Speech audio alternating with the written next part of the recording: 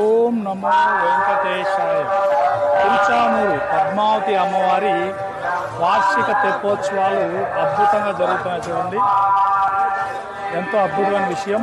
తిరుచానూరు పద్మావతి అమ్మవారివి చూడండి, భక్తజన సందోహంతో నిండిపోయినటువంటి అమ్మవారి దివ్య మంగళ రూపం చూడండి. ఓం నమో వెంకటేశాయ.